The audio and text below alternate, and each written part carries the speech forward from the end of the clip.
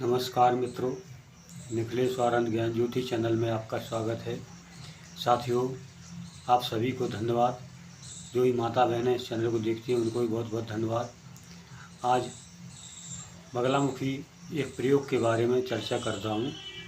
कुछ लोगों ने जिज्ञासा प्रकट की है कि अगर कोई साधना बगलामुखी की नहीं कर सकता है, उतनी क्षमता नहीं है, और किसी तरीके की अगर मान लीजिए समस्याएं, चाहे शत्रुओं से संबंधित हो, अवसाद से संबंधित हो, या किसी ने घर में किसी तरीके का तंत्र प्रयोग कर दिया है, उसकी परेशानी के लिए है, तो या कोई रोग है जो कि रोग की निवृत्ति नहीं हो पा रही है, उसके लिए भी ये होता है। तो बगलामुखी मूल रूप में महाविद्या साधना की बात यहाँ नहीं कर रहा हूँ, एक छोटे से प्रयोग के बारे में बात कर रहा हूँ। उस प्रयोग को अगर आप सही मन से, श्रद्धा विश्वास से करेंगे तो इसके लाभ आपको निश्चित ही प्राप्त होते हैं।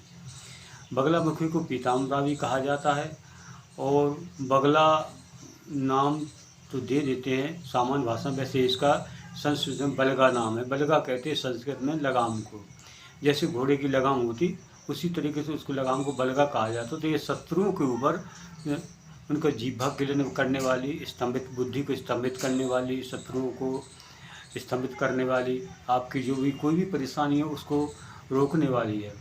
पहले आपने सुना होगा, जैसे बड़े बड़े राजा लोग होते थे, छोटे छोटे राज्य हुआ करते थे, वो एक दूसरे पे आक्रमण करते थे। तो अपने राज्य की रक्षा करने के लिए जो विद्वान पंडित जन होते थे उनके द्वारा बगलामुखी अनुष्ठान इत्यादि कराते थे, और अगर कहीं युद्ध में जाना है तो भी बगलामुखी का प्रयोग होता था।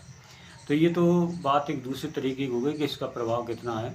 और जब कहीं विशेष संकट या कोई विशेष परिस्थिति उत्पन्न हो जाती तो वहाँ बगलामुखी ही सहायक होकर के उस संकट से, उस परिस्थिति से निवृत्ति करती हैं।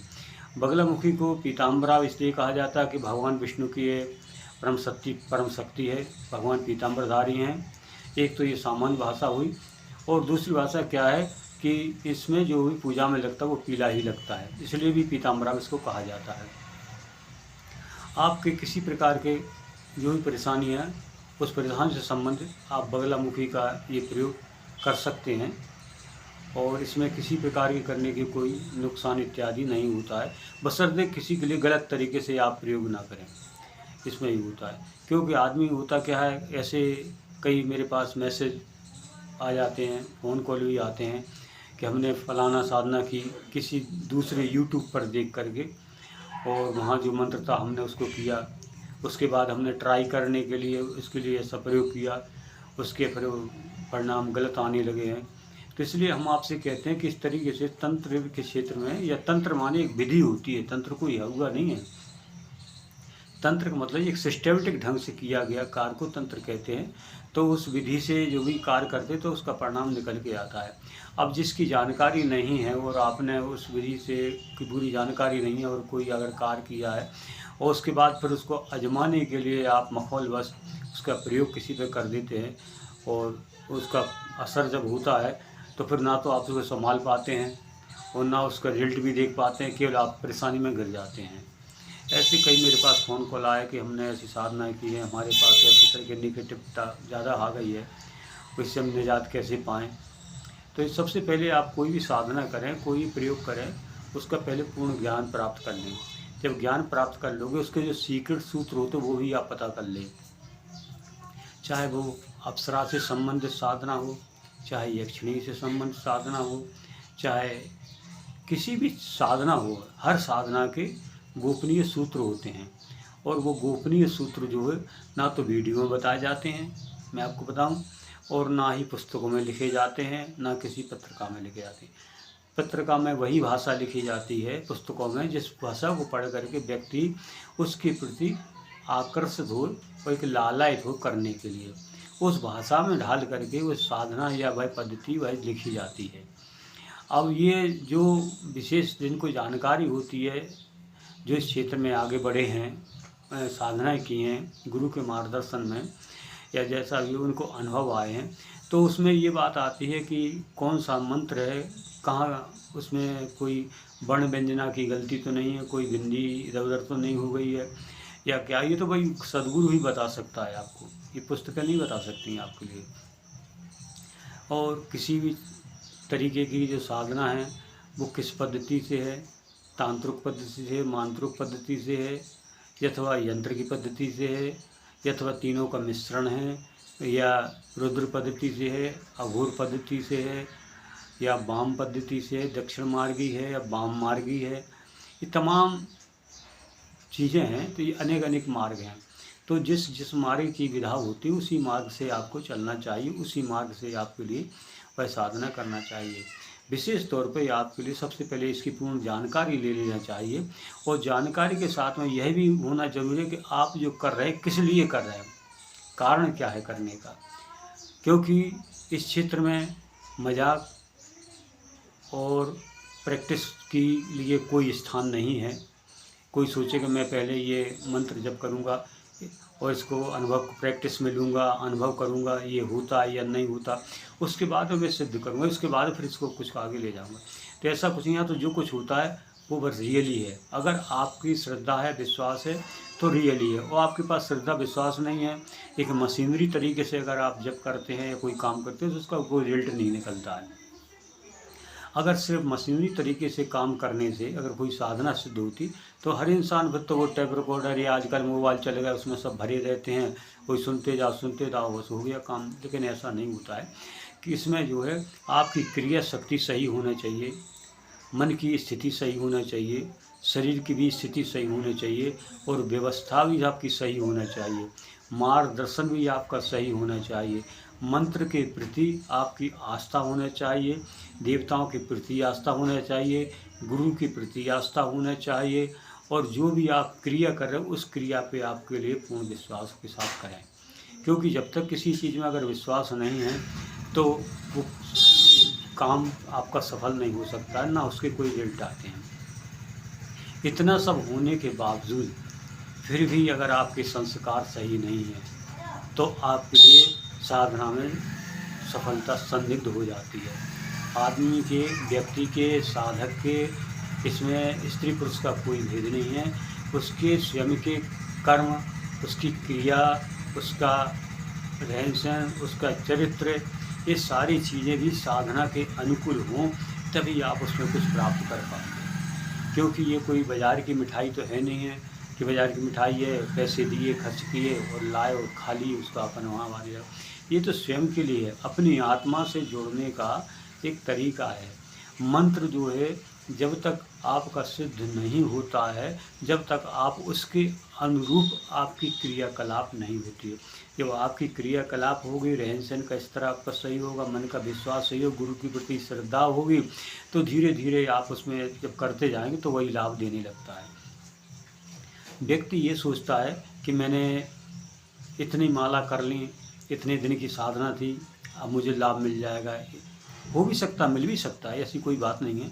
लेकिन इसमें अगर मशीनरी तौर से करेंगे तो इसमें फिर कहीं आपकी संदिग्धता प्राप्त हो जाती है, उतना लाभ मिलने के चांसेस नहीं होते हैं। इसलिए आपको किसी भी साधना को करें, आप मन से करें, और मन से जब करेंगे किसी कार्य के लिए तो आपके लिए वो सफलतादायक हो जाएगा। अब आते हैं प्रयोग के ऊपर।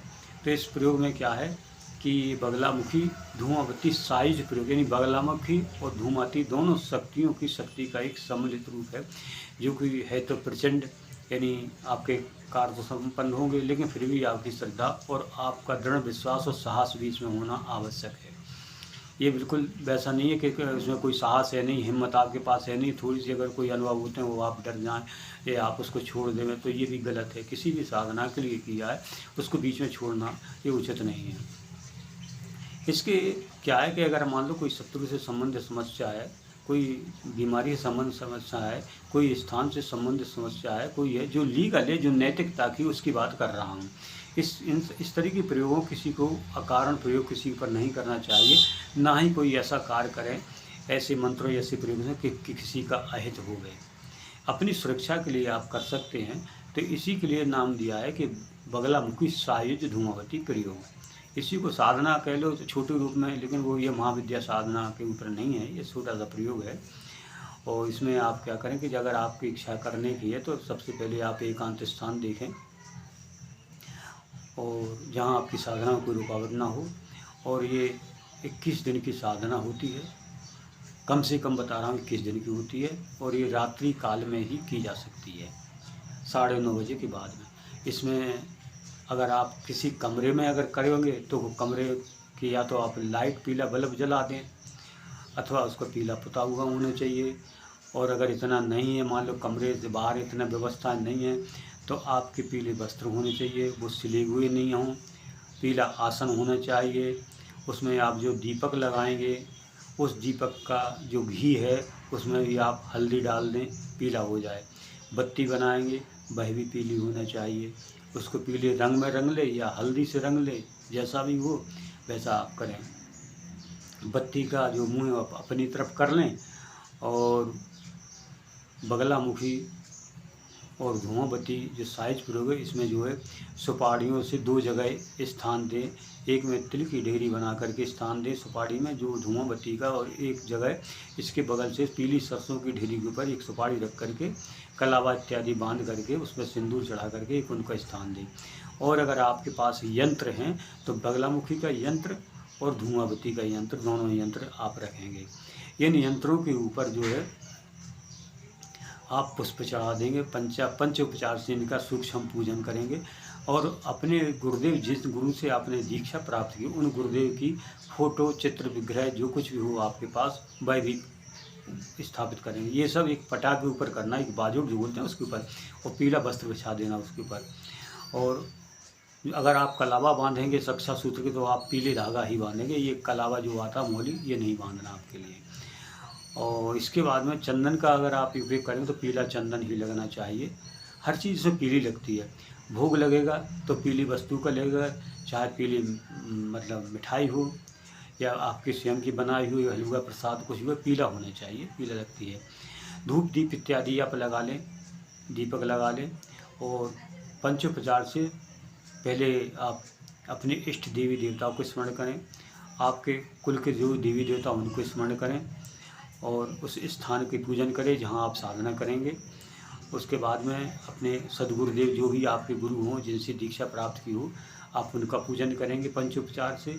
और जो भी आपके गुरु मंत्र हो, जो भी आपका दिया हुआ हो गुरु के द्वारा, उस गुरु मंत्र की आप 4 माला जप करेंगे वहीं बैठ करके। इसके उपरांत में आप यंत्र का पूजन करेंगे, दोनों यंत्रों का, बगलामुखी का, धुआं बत्ती। अगर दोनों यंत्र नहीं है तो जो सुपारी से बनाए आपने 2 विग्रह, उनका ही पूजन कर दें आप। और दोनों सुपारी के बगल में एक एक सुपारी और रखें, वो चावल की ढेरी पर रख देना। ये दोनों जो शक्तियाँ उनके ये वीर कहलाते हैं, तो इसलिए उनको भी आप रख लें, उनका भी पूजन करें और उनको भी आप भोग अर्पित करें। भोग में जो उनको चढ़ाए वही इनको चढ़ा दें। और फूल माला दोनों ही यंत्रों पे चढ़ाएं। और अगर आपके पास बगलामुखी का चित्र है तो बगलामुखी का चित्र भी आप जहाँ अपने गुरु का चित्र स्थापित उसके बगल से वहाँ उसको स्थापित कर दें, उनकी पूजा करें, फूल माला चढ़ा दें, गुरु को फूल माला चढ़ा दें, अगरबत्ती लगा दें, दीपक लगा दें और उनकी जो है कपूर से एक आरती कर दें। इसके उपरांत में आप जो है हल्दी की माला बाज़ार में मिलती है, अगर सही मिल जाए तो ठीक है, वरना हल्दी की माला कैसे बनाई जाती, इसमें आप हमारे वीडियो देख ले, वीडियो डाला मैंने कि कैसे बनाई जाएगी। तो हल्दी की उस माला उस तरीके से आप स्वयं बनाएं, बना करके उस हल्दी की माला से आप जो है जप शुरू करें। जब ये जप शुरू करेंगे तो आपको 51 माला एक रात्रि में करनी है और 21 दिन तक करनी है।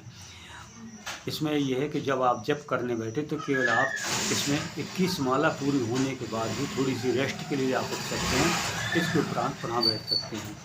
जब जप करेंगे तो आप एक फ़ोटो के ऊपर त्राटक करते हुए या देखते हुए, बगलामुखी की जो फ़ोटो उसे देखते हुए आप जप करते रहेंगे। आपका बीच में अगर कोई अनुभव होते हैं तो आप उठेंगे नहीं, ना ही माला बंद करेंगे। किसी तरीके की अनुभव आपके वहाँ किसी तरीके कोई आपको जवाब नहीं देना। जब आपकी माला 51 पूरी हो जाए उसके बाद में ही आप प्रणाम करके उठें। फिर किसी का कोई जवाब देना, कुछ ही बात करना तो आप उसके फिर कर सकते हो। इतने 21 दिनों में आपको भूमि सहन करना है, ज़मीन में लेटना है, बिस्तर बिछा के जो भी है उस तरीके से। और 21वें दिन आपको बगलामुखी के लिए, इनके लिए आपको पीली सरसों से हवन करना है। हवन की लकड़ी ले लें और हवन कुंड ले लें, जैसा भी आपके पास है, या मिट्टी का हो या ईंटों से बना लें, जो भी है उसमें। और घी, पीली सरसों और काली मिर्च, ये 3 चीज़ें मिलाई जाती हैं। इन चीज़ों से इसमें कपूर भी डाल दें आप, मिला करके इससे जो है आपको, आप अगर ज़्यादा हवन नहीं कर सकते हैं तो 1 माला मंत्र जप का हवन आपको डालना एक आवश्यक हो जाता है। इतना तो कम से कम होना है। अगर आप कर सकते हैं तो 11 माला का हवन कर सकते हैं, ये आपके ऊपर डिपेंड करता है, लेकिन कम से कम आपको 1 माला का हवन करना है। जब हवन पूरा हो जाए उसके उपरांत में पीली मिठाई का भोग, उसमें सुपारी रख करके, सिंदूर लगा करके और पान के पत्ते के ऊपर रख लें आप उसके लिए। वो फिर पूर्ण आहुति के रूप में जो भी मिठाई प्रसाद है या आपने कुछ और बनाया चढ़ाने के तो वो भी रख सकते हैं, एक सुपारी रख लें उसके साथ में। और ये जो हवन सामग्री जिससे किया वो हवन सामग्री रख लें, उससे आप पूर्ण आहुति दें। पूर्ण आहुति देने के उपरांत में फिर वसुधारा के रूप में आप घी की बिंदु रूप में घी डाल दें और धार तोड़ करके घी की धार डाल के वसुधारा डाल दें। इसके उपरांत में आप जो उनकी आरती करें, तो बगलामुखी की आरती आप कर दें माता की, और अपने गुरु की आरती करें आपको अगर आता है। इसके उपरांत में वहीं आप साष्टांग दंडवत होकर के प्रणाम करें शक्तियों के लिए। और इसके पहले जो आपने संकल्प लिया, वो पहले जो संकल्प लिया उसी संकल्प जो पहले संकल्प लेकर बैठे ना, वही संकल्प प्रणाम दोहराते हुए और माता से प्रार्थना करें कि जो भी आपकी मनोकामना माता पूरी करे। इस तरीके से करने से ये प्रयोग जो है पूरा माना जाता है।